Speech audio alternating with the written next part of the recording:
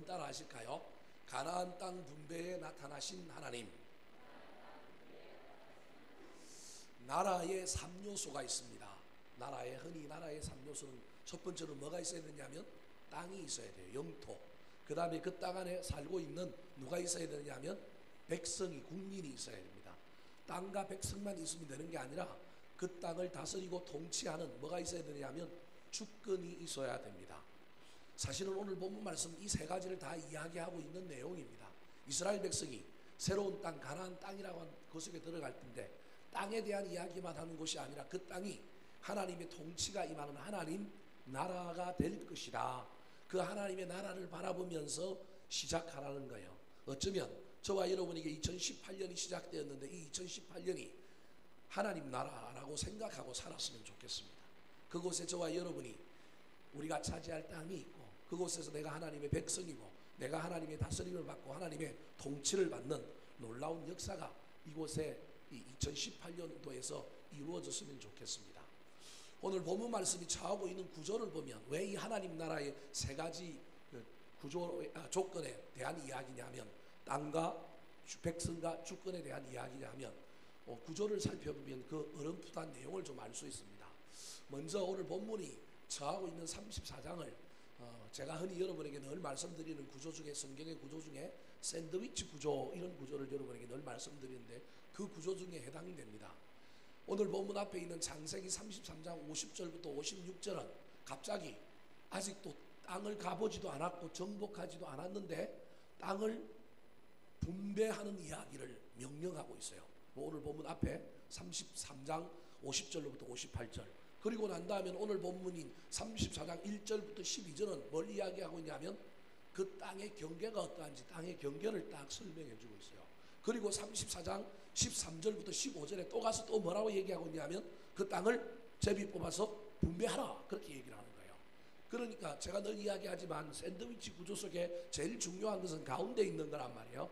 땅의 경계를 이야기하고 있는 이 이야기를 통하여 가나안 땅은 그냥 우연히 가는 땅이 아니고, 그냥 가다 보니 우리가 정복하는 땅이 아니고 하나님께서 예정하시고 하나님의 섭리 가운데 미리 준비된 땅이라는 거예요. 그리고 난 다음에 오늘 보면 뒷부분에 보면 그 땅을 제비 뽑아서 나눌 사람들에 대한 이야기를 하는 거예요. 그러니까 땅과 사람이라고 하는 중요한 하나님 나라의 두 요소를 이야기하는 거예요. 그런데 그 땅을 차지하고 그 땅을 세우고 그 땅을 제비 뽑을 사람들에 대한 이야기를 하면서 신기하게도 그 땅을 또 제비라고 하는 또 놀라운 새로운 사실 하나를 이야기해서 뽑게 만들어요. 우리는 흔히 이 제비 뽑는 것이 아무 일도 아닌 것 같지만 사실은 이 제비 뽑는 일을 통하여 무엇까지 이야기하고 있느냐 하면 하나님의 통치, 다스림까지 이야기하고 있는 거예요. 제비 뽑고 나면 그 제비에 뭐 하느냐 하면 하나님의 뜻이 있음을 알고 받아들이고 순종하는 놀라운 행위를 통하여 땅과 사람과 통치에 대한 이야기를 다 하고 있는 본문이 오늘 민수기 33장이라고 할 수 있습니다. 지명이 나오고요, 사람 이름이 나오는데 이걸 가지고 어떻게 설교할까? 쉽지가 않습니다, 여러분. 그래서 설교자들이 이런 본문을 만나게 되면 참 힘듭니다. 그런데 제가 이 본문을 묵상하는 가운데 한 해가 시작하는 첫 수요 예배 이 본문이 저한테 주어졌는데, 이게 가만 보니까 오늘을 살아가는 우리에게도 동일한 이야기가 되는 것 같다. 2018년이라고 하는 가나안 땅에 우리가 들어가야 되는구나. 이 땅을 우리가 차지해야 되는구나. 이 땅은 확실히 경계가 있는 하나님이 예비해 주신 땅이구나. 그리고 그 땅에 점령하고 그 땅을 제비 뽑는데 내가 하나님께 쓰임받는 일꾼이 되는구나. 뿐만 아니라 그 속에 하나님께서 어떤 땅을 주실지, 인간의 눈으로 보면 때로는 불만스럽고 인간의 눈으로 보면 때로는 좀 좋고 막 각자마다 차이가 있을지 모르겠지만 내가 다 차지하는 땅, 내가 분배받은 땅, 내가 제비 뽑은 땅, 2018년에 나에게 주어진 그 모든 땅은 누가 주신 거다? 하나님이 주신 거다. 그것을 인정하고 그것을 잘 받아 누리며 사는 것이 올 한 해 저와 여러분의 하나님 나라의 삶이다, 그런 생각을 하게 되었습니다. 오늘 본문을 통하여 이 가나안 땅 분배 사건에 하나님이 어떤 모습으로 나타났는지를 살펴볼 때 우리도 그 하나님 의지하고 2018년을 잘 달려가게 되시기를 예수님의 이름으로 축원합니다. 자, 그렇다면 오늘 본문에 나타나신 하나님은 어떤 하나님이실까요? 따라 하시겠습니다. 반드시 약속을 이루시는 하나님. 전통적으로 가나안 땅에 대한 이야기는 창세기부터 나옵니다. 창세기에 보면 하나님이 아브라함에게 이야기하면서 아브라함이 흔들리고 아브라함이 헷갈릴 때마다 창세기에 보면 여러 번 나타나셔서 하나님이 가나안 땅 준다고 이야기하면서 땅의 경계를 자꾸 말씀해 주셨습니다. 그래서 가나안 땅 하면 흔히 그 경계가 어떻게 되느냐 하면 보통 우리가 알고 있는 경계는 남쪽은 제일 밑에 도시가 브엘세바, 그리고 제일 북쪽은 제일 위의 도시가 단, 이게 우리가 흔히 알고 있는 가나안 땅의 전통적인 경계입니다. 근데 사실은 이건 후대에 특별히 사무엘상에 가면 이 구조가 딱 굳어져요. 그래서 단에서 브엘세바까지 뭐 뽕나무 밑에서 살고 뭐 검은이 뭐 돌덩이처럼 많고 뭐 편안하게 살았더라, 이런 이야기가 나옴을 통하여 이스라엘 나라가 왕조 시대 때 국경은 단에서부터 브엘세바였구나. 그래서 지금도 이스라엘의 현재 국경이 거의 단에서 브엘세바 정도로 되어 있습니다. 지금 현재 이스라엘이. 그런데 원래 경계는 그거보다 훨씬 더 넓은 경계였다라는 겁니다. 오늘 본문에서 그 이야기를 사실은 하고 있는 거예요. 최초로 가나안 땅에 들어갈 때 하나님께서 이스라엘 백성들을 향하여 경계를 지어주시는데 그 경계는 우리가 전통적으로 알고 있는 단과 브엘세바 단이라고 하는 그 경계보다 훨씬 크다는 겁니다. 자, 그럼 그림을 한번 볼까요? 저게 이제 이스라엘 경계입니다. 여러분 보이는지는 모르겠지만 파란색으로 되어 있는 것이 오늘 본문에 나타난 경계고요, 빨간색으로 되어 있는 것이 에스겔서에 에스겔이 환상을 볼 때 또 하나님께서 한 번 더 장차 이렇게 회복될 것이다 라고 이야기하면서 그 약속을 주신 거예요. 사실은 저 에스겔이 보았던 저 환상대로 언제 저 땅의 경계가 또 회복되느냐 하면 이스라엘이 그 독립하고 난 다음에 이집트를 중심으로 많은 나라들이 중동과 전쟁을 치릅니다. 그 유명한 전쟁에 이기고 난 다음에 저 빨간색의 그 그림대로 땅을 사실은 다 차지합니다. 근데 국제 정세 때문에 어쩔 수 없이 돌려줄 걸 돌려주고 뭐 이러다 보니까 땅이 좀 지금 현재 단에서 브엘세바 정도 되는 것으로 들었을 뿐만 아니라 또 그 경계 속에서도 지금 현재 이스라엘은 서안 지구라 그래서 예루살렘으로부터 시작해서 요단강 쪽에 여리고 이런 쪽은 서안이라 그래서 팔레스타인 사람들이 자치적으로 살 수 있는 지역을 만들어 놓고 장벽을 쳐놨어요. 그리고 저 밑에 가자 지구라 그래가지고 옛날에 블레셋 사람들이 살고 있는 도시도 거기로 팔레스타인 정부가 있게 만들어주고 거기도 장벽을 쳐놓고 있는 거예요. 그러니까 훨씬 더 지금 현재는 유대인들이 직접적인 통치를 하고 다스리는 땅은 훨씬 더 적습니다. 저 지도보다는. 그래서 저 에스겔서에 나왔던 그 환상대로 그 땅이 한 번 더 회복되기는 했는데 중동의 6.1 전쟁이라고 하는 큰 전쟁이 일어나고 이스라엘이 다 점령을 했는데 국제 평화 때문에 나누어 준 거예요.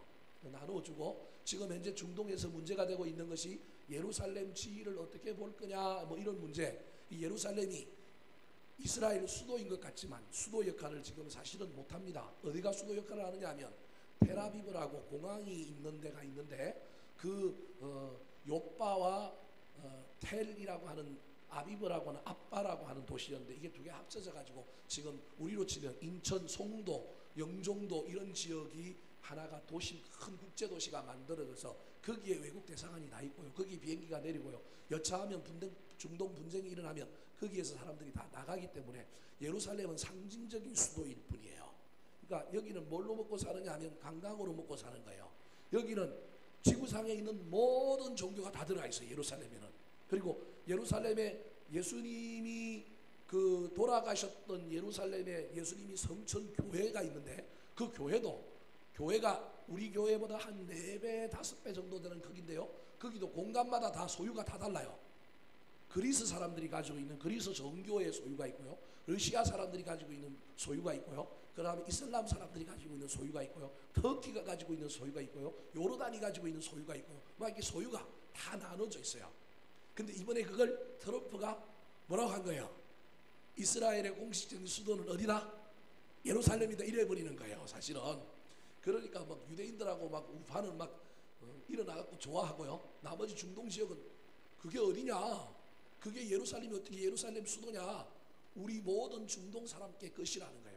그래서 예루살렘에 가면 옛날에 예루살렘 성전은 없고 뭐만 있느냐 하면 황금 사원이라고 옛날에 예루살렘 성전 자리가 있었던 자리에 이슬람의 그 모하멧이 성천한 자리가 있어요. 자기들의 전성에 하면 그 자리에다가 모슬렘을 숭배하는 황금 사원을 지어놨어요.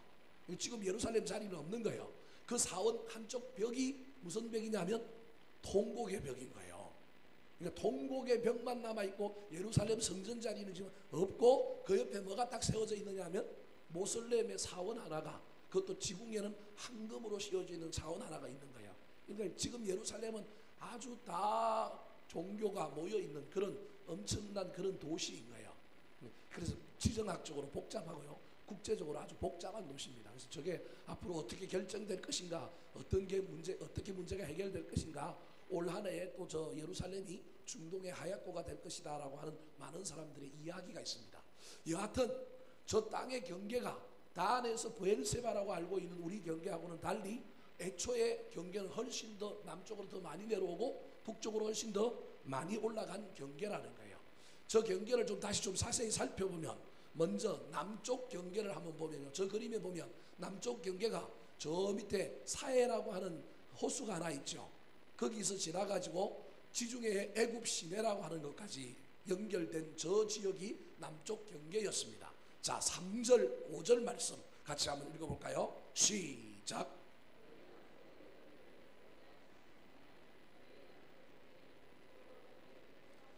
염해 사해 끝에서 시작하여, 그러니까 이 남쪽 경계가 있으면 한쪽은 사해 끝이라는 거, 또 한쪽은 어디냐면 대해 지중해에 이르는 애굽 시내가 하나 있는데, 강이 있는데 그 사해 끝과 애굽 시내를 연결하는 것이 남쪽 경계다, 그렇게 이야기하는 거예요. 5절입니다. 시작. 네, 다시 앞에 한번 그림을 보여주시겠어요? 지금 그 얘기가 근거예요. 저 사해 끝에서부터 시작해서 그 다음에 지중해로 쭉 따라가는데 그 중간에 신강야가, 남쪽 한 꽃이 그 중간에 신강야가 있고, 그 다음에 왼쪽에 지중해에 뭐가 있느냐 하면 애굽 시내가 강으로 지중해를 하나 흐르는데 거기까지가 남쪽 경계라는 거예요. 자, 그러면 당연히 서쪽 경계는 어디 있겠어요? 지중해를 성경에서는 뭐라고 얘기하느냐 하면 대해라고 이야기합니다. 6절 같이 한번 읽어볼까요? 시작.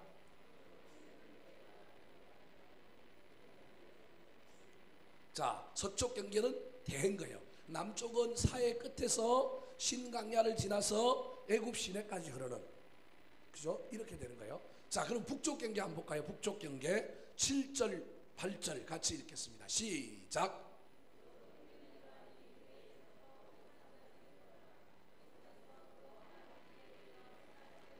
그 저 북쪽에는 그 바닷가에서 중간에 오면 무슨 산이 하나 있냐면 호르산이라고 있는 거예요.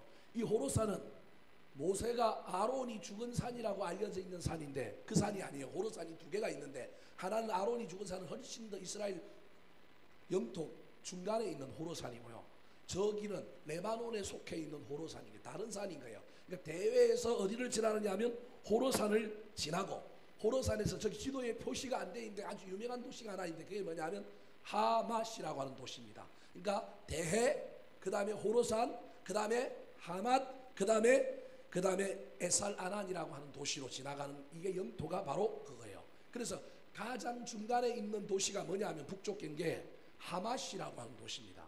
그래서 우리가 흔히 알고 있는 이스라엘 영토의 경계는 북쪽은 단에서 남쪽은 브엘세바 그랬는데 사실상은 하맛 입구, 하맛 어기에서 어디까지 하면 애굽 시내까지가 원래 하나님께서 이스라엘 백성들이 주신 가나안 땅의 경계인 거예요.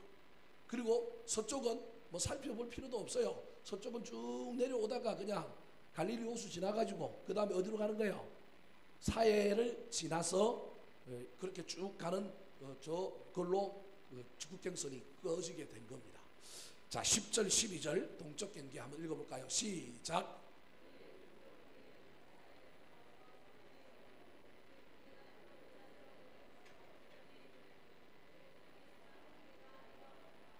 자, 이렇게 땅의 경계를 정해줍니다. 이 말은 하나님이 이스라엘 백성들을 향하여 아무 계획 없이 아무 생각 없이 그냥 너희들 가나안 땅에 들어가라 그러지 않고, 하나님은 미리 가셔서 뭐 하고 계시느냐 하면 준비하고 계신다는 거예요. 또 하나는 들어가 보지도 않은 땅의 경계를 이야기하고 있는 이유는 반드시 이 땅은 누가 주신다? 하나님이 주신다. 뿐만 아니라 경계를 정해놨기 때문에 이 땅은 이겨놓은 땅이라는 거예요. 고민할 필요가 없다라는 거예요. 사랑하는 성도 여러분, 2018년도를 하나님이 우리에게 주셨습니다. 땅의 경계를 우리가 지금 아직 잘 모르기 때문에 고민스럽겠지만 기도하는 가운데 하나님 2018년에 내 땅의 경계가 어디까지입니까? 우리 주님께 물어보시기 바랍니다. 앞서 행하시는 하나님께서 우리의 경계를 정해 놓으셨을 겁니다. 직장에서 승진해야 되는 분이 있습니까? 승진이 경계인지 물어보시기 바랍니다. 경계가 있을 겁니다. 하나님은 앞서가서 행하시고 그 경계를 정해놓고 난 다음에 우리에게 주시려고 이미 이겨놓은 싸움이니 너희들은 고민하지 말고 그 땅에 들어가서 그냥 믿음으로 싸워서 뭐 하라고요? 차지하라. 그런 의미로 하나님은 지금 이스라엘 백성들을 향하여 격려하고 있는 겁니다. 고민하지 마라. 걱정하지 마라. 염려하지 마라. 봐라, 내가 이렇게 정확하게 지도를 갖고 있지 않느냐. 내가 이렇게 청사진을 분명히 그리고 있지 않느냐. 난 신실하신 하나님이다. 난 약속 지킨다. 그러니 너희들 흔들리지 말고 헷갈리지 말고 의심하지 말고 믿음으로 들어가서 뭐 하라고요? 차지하라. 그렇게 말하고 있는 것입니다. 사랑하는 성도 여러분, 2018년도에 저와 여러분이 이 믿음 가지고 이 하나님의 음성을 듣고 우리의 가나안 땅으로 들어갔으면 좋겠습니다. 이미 준비해 놓으시고 땅의 경계를 끊어놓고 있는 그 하나님의 놀라운 은혜의 말씀을 붙들고 하나님 2018년에 나도 그 경계 안에서 살기를 원합니다. 하나님, 내가 경계를 모르고 경계를 넘어서지 않게 하여 주시고 그 경계도 모르고 너무 작게 살지도 않게 하여 주셔서 하나님이 원하시는 경계에 걸맞게 살게 해 주십시오. 이스라엘 백성들이 저 단에서 브엘세바 말고 하마뜨기에서 애굽 시내까지의 그 땅의 경계를 모두 차지한 왕은 두 사람입니다. 한 사람은 다윗이요, 또 한 사람은 솔로몬입니다. 이 두 왕 때를 제외하고는 그 전체 지금 하나님이 최초로 약속하셨던 이 가나안 땅의 경계의 영토를 다 차지한 사람은 없습니다. 대체로 단에서 브엘세바까지 조금 더 줄어든 땅의 경계 속에서 살았습니다. 사랑하는 성도 여러분, 저와 여러분이 넘치는 것도 안 되지만 그 경계 안에서 우리 주님이 주시겠다고 하는 복을 올 한 해 다 받아 누리시고 약속을 이루시는 그 하나님의 놀라운 역사와 그 섭리를 경험하는 한 해가 되시기를 예수님의 이름으로 축원합니다. 두 번째로 오늘 본문에 나타나신 하나님은 어떤 하나님이실까요? 따라 하시겠습니다. 공평하신 하나님. 자, 아직 들어가지도 않은 땅입니다. 근데 그 땅의 경계를 말해줬을 뿐만 아니라 심지어는 뭐라고 얘기하고 있냐면 제비 뽑아서 그 땅을 뭐하라고요? 나누라는 거예요. 나눌 시기가 지금 아니에요. 아직 땅도 안 점령했는데 제비 뽑아서 나눈다는 이야기를 하나님께서 미리 해주고 있는 거예요. 13절 말씀 같이 한번 읽어볼까요? 시작.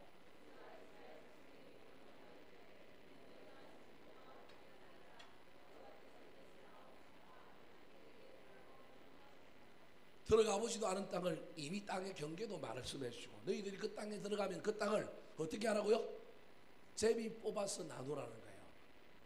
여러분, 물론 성경에 제비 뽑는 일들이 많이 나오지만 여러분, 가장 중요한 사건은 이 가나안 땅 분배하는 이야기입니다. 하나님 왜 그러면 일어나지도 않는 일 앞에서 이미 제비 뽑아야 될 것에 대하여 설명을 하고 있을까요? 이 명령은 여호수아 13장에 가면 이루어집니다. 12장에서 제비 뽑는 일을 앞두고 이미 하나님 명령했기 때문에 여호수아가 알고 있단 말이에요. 근데 제비를 뽑아야 되는데 제비를 뽑을 수가 없는 거예요. 여러 가지 문제가 생길 것에 대한 염려가 누구한테 있냐면 여호수아에게 있는 거예요. 근데 그때 누가 나선 거예요? 12장에서 갈렙이 딱 나서가지고 이 산지를 내게 주십시오 하면서 유다 지파가 먼저 딱 남쪽 지역에 알을 박아버리니까 문제가 해결된 거예요. 가장 가기 싫어하는 땅, 가장 험한 땅 안 간 거예요. 다른 지파는 갈 수가 없는 거예요. 유다 지파가 갔으니까. 그때부터 제비 뽑기 하는데 수월해지는 거예요. 제비를 뽑는다고 하는 건 쉬운 일이 아닙니다. 왜냐하면 여러분, 땅은 사람에게 있어서 생명입니다. 그래서 이 땅 문제 나누는 것 갖고 늘 싸우게 됩니다. 여러분, 부모가 죽고 나면 재산 남는 것 중에 늘 그 재산 갖고 장례 치르면서도 뭐예요? 형제들이 싸워요. 이게 얼마나 우리 인간이 가지고 있는 연약함인지 몰라요. 그거 좀 잘 이렇게 서로 해갖고 하면 되는데 이게 안 되는 거예요. 네가 살아생 전에 부모한테 잘했니 못했니, 네가 그거 받을 자격이 있니 없니 부터 시작해서 너는 살았을 때 많이 가져갔니 적게 가져갔니 부터 시작해갖고 막 싸우게 되는 거예요. 그래서 하나님이 뭐라고 얘기하냐면 싸우지 말라는 거예요. 뭐 하라는 거예요? 제비 뽑으라는 거예요. 왜 제비 뽑으라 그랬냐면 제비 뽑으면 뭐 할 수 있느냐 하면 분열과 시비를 방지할 수 있기 때문에 제비를 뽑으라 그런 겁니다. 잠언 18장 18절 말씀 같이 한번 읽어볼까요? 시작.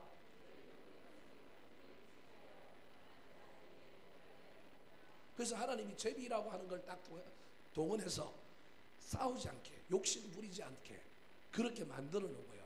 또한 제비를 뽑으라고 한 것은 그것을 통하여 하나님의 통치를 인정하라는 겁니다. 잠언 16장 33절 같이 읽어볼까요? 시작.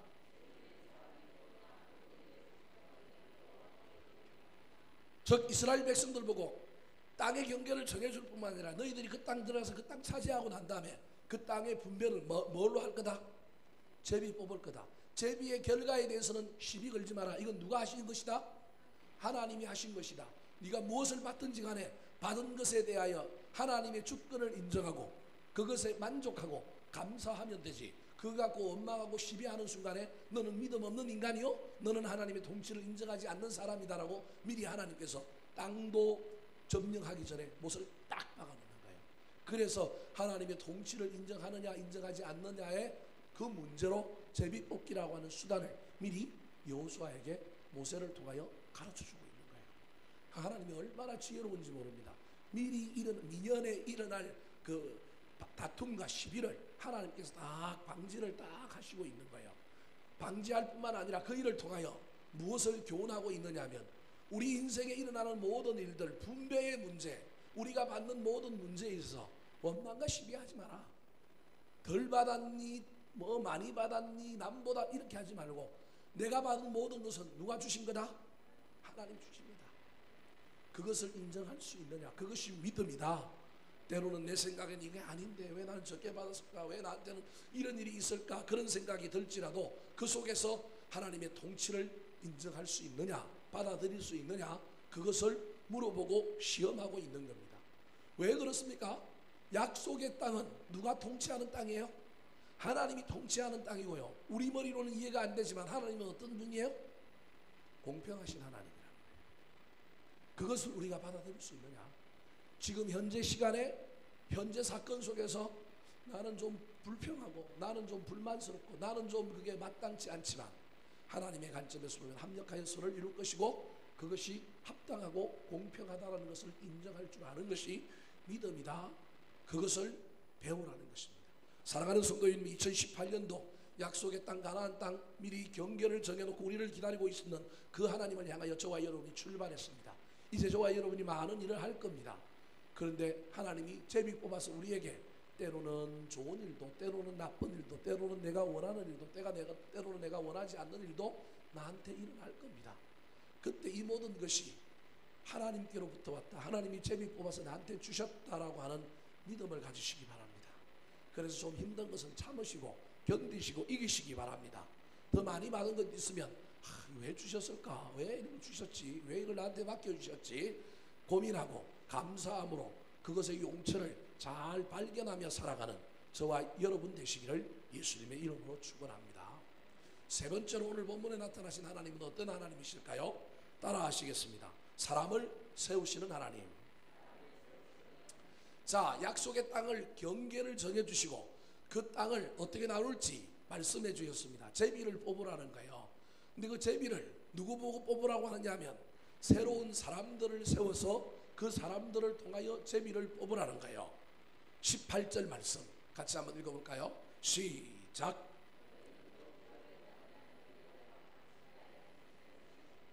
네, 영광스러운 자리이기도 하지만 한편으로는 이게 뭐예요? 부담되는 자리죠. 이제 남자들 같은 경우에 이제 흔히 축구 경기 예를 들면 0대 0으로 비겨서 연장전까지 끝나면 나중에 선물을 가려야 되면 뭘 해야 되냐면 페널티킥이라고 하는 걸 찹니다. 골키퍼와 1대1로 차는데요. 이게 얼마나 부담스러워요. 그죠? 왜 못 넣으면 뭐 돼요? 역적 그죠? 자기 때문에 진 거나 마찬가지가 되니까 이게 얼마나 부담스러워요. 그래서 아주 강심장을 가지고 있는 사람들을 5명을 뽑아서 내세우고요. 그것도 안 되면 또 양 팀에서 한 명씩 해가지고 결국 성패를 가리는 게 페널티킥인데요. 여러분 이게 나한테 모든 것이 달려있다라고 하면 이게 영광스러운 자리이기도 하지만 성공하면 이게 완전히 충신이 되지만 실패하면 뭐가 돼요? 역적이 되는 거예요. 역적. 사랑하는 성도 여러분, 저와 여러분에게 2018년도에 이런 일들이 있을 수 있다는 거예요. 하나님 나를 쓰시는데 그 쓰임새에 따라서 내가 때로는 내가 성공자가 될 수도 있고 실패자가 될 수 있다는 거예요. 이건 하나님뿐만 아니라 모든 인생에 있어서 저와 여러분이 살아갈 삶에 모두가 해당되는 이야기입니다. 중요한 것은 이 일에 쓰임 받느냐 받지 않느냐가 훨씬 더 중요합니다. 오늘 본문에 보면 19절 이후에 총 10명의 새로운 지도자들의 이름이 나옵니다. 근데 그 새로운 지도자들 이름 중에 헌 지도자가 한 명 있어요. 그게 누구예요? 유다 지파의 갈렙을 제외하고는 나머지는 전부 이름이 바뀌었어요. 이스라엘 12지파의 족장 이름들이 민수기에만 총 3번이 나옵니다. 한 번은 민수기 1장에 보면 인구조사를 할 때 조사 감독관으로 각 지파의 사람들의 이름이 나와요. 사람들 이름이. 근데 그때 유다 지파는 갈렙이 없어요. 갈렙이 1세대인데 인구조사할 때는 이 1세대란 말이에요. 이 1세대 때는 없단 말이에요. 그 다음에 12명의 정탐꾼을 보내는 이야기가 몇 장에 나오느냐 하면 13장에 나옵니다. 그때도 이스라엘 12지파의 사람들을 뽑아요. 그러니까 하나님은요 늘 사람을 뽑아서 사용하실 때가 많아요. 이 세 부류의 사람들이 다 달라요. 1장에서 뽑혔던 사람, 13장에서 뽑혔던 사람, 그리고 오늘 본문에 제비 뽑을 사람 이름들이 다 다르다고요. 그러니까 하나님은 늘 사람들을 들어서 뽑아서 쓰시는 거예요. 같은 사람을 뽑아서 쓰는 경우도 있지만 제가 명단을 쭉 비교해 보니까 다 달라요. 갈렙은 우리는 유명한 사람이니까 최초에는 이름이 있을 줄 알았는데 1세대가 죽고 2세대를 지금 이야기하고 있는 마지막 이 34장에 갈렙의 이름이 나오는 걸 보니까 갈렙이 그렇게 유명한 사람은 아니었던 것 같아요. 제 생각에. 그래서 제가 갈렙에 대해서 성경을 쭉 찾아보니까 갈렙이 누구의 아들이라고 하냐면 그나스 사람 여분네의 아들이라 그래요. 그래서 여분네를 또 성경에서 찾아보고 그나스라고 하는 동네를 찾아보니까 그나스가 어디냐면 에돔이에요. 에돔. 에서족 속의 땅의 동네 이름이 그나스예요. 그리고 여분네가 누구의 후손이냐 하면 에서의 후손인 거예요. 그러니까 정상적인 유다 지파의 사람이 아니었단 말이에요. 그러니까 갈렙이 우리는 그냥 유다 지파의 최고 어른 유다 지파의 아주 성골 진골인 줄 알았는데 알고 보니까 성골 진골이 아니에요. 이 사람이 우연히 유다 지파에 편입된 이방인인 거예요. 우리는 이스라엘 민족이 그냥 성민이라 그러니까 혈통적으로 이스라엘 사람들이 아주 그냥 유대인들은 단일 민족이라고 생각하는데 그렇지가 않습니다. 유대인들은요 피를 가지고 단일 민족이라고 말하지 않고 뭘 가지고 그러냐 하면 스피릿, 정신, 세계관, 율법을 가지고 말하는 것이 절대 피를 가지고 말하는 건 아닙니다. 그러니까요 다윗이 왕국을 다스릴 때 다윗의 왕국에 수많은 용병들, 수많은 외국인들이 다윗과 함께 왕국을 이끌어가는 지도자가 있는 거예요. 바세바의 남편이 우리아잖아요. 우리아가 무슨 족속이에요? 헷 족속이라면 헷 족속. 히타이트 철기 문명을 최초로 가졌던 세계 역사의 그 제국의 헷 족속이란 말이에요. 이게 이스라엘 족속이 아닌 거예요. 유대인 히브리인이 아닌 사람인데 그 사람이 누구에 들어있느냐 하면 유다 왕국의 장군으로 일하고 있는 거예요. 그러니까 얼마나 이 이스라엘 나라가 열려진 혈통으로는 열려진 나라였는지를 알 수 있는 거예요. 그러니까 갈렙이 우리가 생각했던 부터 처음부터 막 명문 가문에서 자라서 막 유다 지파에 막 이런 사람이 아니라 이 사람이 그 12명 정탐꾼을 보낼 때부터 두각을 나타나기 시작해서 그때 인정받고 지금 또다시 많은 사람들이 신진 세력으로 다 바뀌었는데 유일하게 바뀌지 않고 1세대 사람으로 땅을 배분하는데 지도자로 나선 사람이 누구냐면 갈렙인 거예요. 그러니까 여러분 보십시오. 여호수아 12장에 가면 땅 분배를 앞두고 누가 나서요? 갈렙이 나섰는데 갈렙이 나설 이유가 있단 말이에요. 자기가 그냥 1세대 사람으로 살아남은 유일한 어른이기 때문에 나선 게 아니라 지금 그에게 무슨 직분이 주어진 거예요? 땅을 분배할 제비 뽑을 직분이 주어진 사람이라는 거예요. 그러니까 막 자기가 어른이라고 나이 많다고 막 1세대로 유일하게 살아남았다고 그냥 오지랖을 피우고 막 자기 근위를 내세운 사람이 아니라 자기에게 주어진 분수 내에서 자기가 이야기한 거예요. 난 제비 뽑아야 되는데 난 제비 뽑지 않고 난 헤브론이라고 하는 땅 옛날에 내가 그 땅 밟았는데 하나님께서 주시겠다 했으니 내가 그 땅 가겠습니다. 그렇게 말함으로 말미암아 제비도 뽑지 않고 가장 사람들이 가기 싫어하는 땅을 그냥 간 거예요. 그러므로 말미암아 제비 뽑기가 수월해지게 만드는 놀라운 역사를 이룬 거예요. 그러면 갈렙을 말고 오늘 본문에 나오는 19절부터 나오는 사람들 보면 우리가 아는 사람이 있어요, 없어요? 여러분 보기에 아는 사람이 있어요? 제가 그래도 성경을 좀 꽤 많이 아는데도 불구하고 보니까 별로 아는 사람이 없어요. 이게 전부 새로운 지도자들이 세대 교체가 되어서 나타났다, 그런 말입니다. 무슨 말이냐면 여러분 오해 말고 들으십시오. 하나님은요 사람을 계속해서 골고루 뽑아서 쓰기를 원하시는 분이에요. 하나님은 사람을 계속 세우시는 분이에요. 이 사람 썼으니까 호용이 됐으니까 이 사람 이제 말 안 들으니까 이 사람, 이런 의미가 아니라 하나님은 늘 사람에게 관심이 많아서 사람을 세우고 사람을 발굴하고 사람을 등용하고 이런 일을 누가 하느냐 하면 우리 하나님이 하시는 분이라는 거예요. 여러분 이게 얼마나 중요한지 모릅니다. 제가 교회를 담임으로서 이끌고 가다 보니까 다양한 사람들에게 기회를 줘야 되고 다양한 사람들에게 일을 해야 되는구나. 그래서 제가 2년마다 교회의 어떤 팀장들을 바꿉니다. 여러분 이게 얼마나 힘든지 아십니까? 여러분 해마다 저는 이걸 가지고 막 기도 엄청 하고요. 해마다 어떻게 하면 골고루, 어떻게 하면 사람들에게 마음에 어떻게 하면 희망을 주고 소망을 주고 일도 잘할 수 있게끔 만들고 어떻게 할 수 있을까? 여러분 이게 얼마나 힘든지 모릅니다. 이건 그래도 미흡하잖아요. 기도하고 막 2-3달 고민하고 어떻게 하면 은사에 맞게 어떻게 하면 사람들 마음을 좀 시원하게 어떻게 하면 별의별 생각을 하고 다 만드는 거예요. 만약에 그거 안 하면요 어떻게 하면 돼요?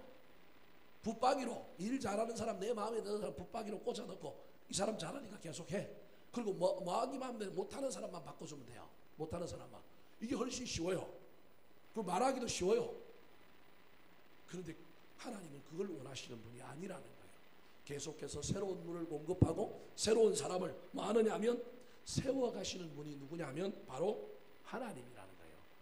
뿐만 아니라 오늘 본문에 보면 옛날에는 모세라고 하는 지도자 한 사람이 모든 걸 움켜쥐고 있었는데, 그리고 모세가 결정하면 됐는데 이제는 집단 지도 체제를 만들어서 여러 사람이 의논하고 합의하고 조화를 이루는 일을 통하여 땅의 분배를 결정하게 만든 거예요. 이 여호수아가 나중에 자기가 지도자이기 때문에 자기 마음대로 결정하는 것이 아니라 제비를 뽑게 만들고 대표를 뽑는 이 일들을 하나님이 이미 그런 구조를 만들어서 연합해라, 하나 되어라, 합력해라, 조화를 이루어라, 이런 것을 말해놓고 있는 거예요.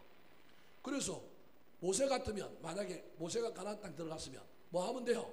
자기가 알아서 그냥 착착착 나누고 너 이쪽 이래버리면 되는데, 그렇게 되지 않도록 이미 하나님께서 그 다음 세대 또 다른 리더십에서는 강력한 리더십을 가지고 있던 사람 히야에서는 그 다음 단계로 넘어갈 때는 집단 지도 체제를 만들고 그 속에서 조화를 이루는 그런 놀라운 일들을 하는 거예요. 오늘 본문에도 모세가 죽고 난 다음에 땅의 분배를 맡을 제비 뽑을 사람들 이름을 거론하면서 지도자 2명을 거명합니다. 17절 같이 한번 읽어볼까요? 17절입니다. 시작.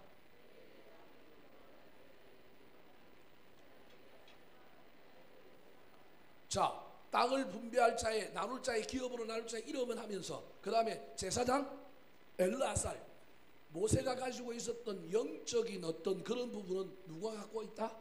엘르아살이 갖고 있다. 그 다음에 지도자로서의 어떤 그 역할은 누가 가지고 있다? 여호수아, 그러니까 모세의 하나에게 통합되어 있는 권한이 2사람에게로 나누어지는 거예요. 뿐만 아니라 또 이렇게 2사람과 언론에서 결정하는 구조뿐만 아니라 그 밑에 또 아까 18절 읽었던 것처럼 각 지파의 지휘관들을 뽑아가지고 집단 지도 체제로 만들어 놓고 그들과 함께 언론하고 그들과 함께 이 모든 일들을 감당하게 만들어 놓은 겁니다. 하나님이 사람을 세우는 것은 경쟁하라고 하는 게 아니고요. 하나님이 사람을 세우는 것은 혼자 인정받으라고 한 것이 아니라 사람을 세웠을 때는 더불어 함께 일하라. 하나님 나라는 공동체는 그런 것이다라고 하는 것을 알려주기 위하여 그렇게 하는 거예요. 그래서 오늘 본문에 나오는 사람들 중에 우리가 아는 사람은 엘르아살, 여호수아, 그 다음에 갈렙 정도밖에 몰라요. 나머지 사람들은 뭐 이름도 잘 모르고 그들이 구체적으로 무슨 일을 했는지 어떤 영향가가 있는지 알 수 없지만 오늘 본문 29절 마지막에는 하나님이 놀라운 이야기를 기록해 놓고 있습니다. 같이 한번 읽어볼까요? 29절입니다. 시작.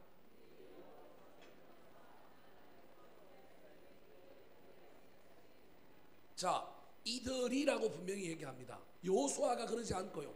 이들이 여호수아와 엘르아살과 여호수아와 그리고 나머지 12명이지만 요단 동편에 그 지파 빼니까 10명, 총 12명이 이들이 여호와께서 명령하사 가나안 땅에서 이스라엘 자손에게 뭘 받게 하신 자들이라고요?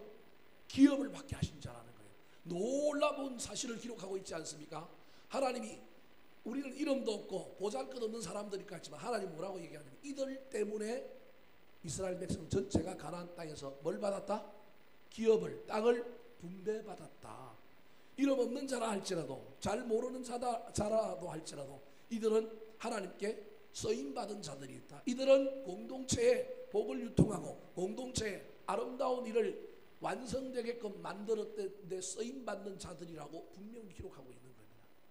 여러분, 저와 여러분의 삶에도 이런 놀라운 일들이 있었으면 좋겠습니다. 여러분, 유명하냐 안 하냐, 교회 안에서 내가 직분이 어떠냐 중요하지 않습니다. 하나님 입장에서는 아마 안 중요할 겁니다. 여러분, 이때 이스라엘 백성들에게 장로들이 있었을까요? 없었을까요? 있었습니다. 장로들이 있었어요. 장로들 말고 지파 중에서도 소위 말하는 배분이 높은 사람들이 있었습니다. 또 다른 지도자들이 있었단 말이에요. 그럼에도 불구하고 하나님은 어떤 일을 향하여 사람을 뽑고 세워서 그들을 통하여 공동체가 영광스럽게 만들고 그들을 통하여 하나님의 놀라운 일을 이어갔습니다. 사랑하는 성도 여러분, 오늘도 하나님은 그런 사람을 찾고 있습니다. 왜냐하면 하나님은 홀로 일하시지 않고 사람을 세워서 일하시기 때문에 그렇습니다. 그 세워진 사람은 세상의 관점과 달리 하나님께 쓰임받느냐, 하나님의 놀라운 그 일을 하나님과 협력하여 파트너로 그 일에 사용되어졌느냐, 그것이 우리 하나님의 관점에서는 훨씬 중요하다는 사실을 잘 기억하여 올 한 해 저와 여러분도 하나님께 세움받고 하나님께 쓰임받아서 나와 내 주변에 있는 가족과 많은 주변의 사람들에게 하나님의 놀라운 역사를 이루게 만드는데 쓰임받는, 그리고 그들에게 유익함을 전하는 아름다운 주인공으로 살게 되시기를 예수님의 이름으로 축원합니다. 한번 따라 하실까요? 가나안 땅 분배에 나타나신 하나님, 반드시 약속을 이루시는 하나님, 공평하신 하나님, 사람을 세우시는 하나님,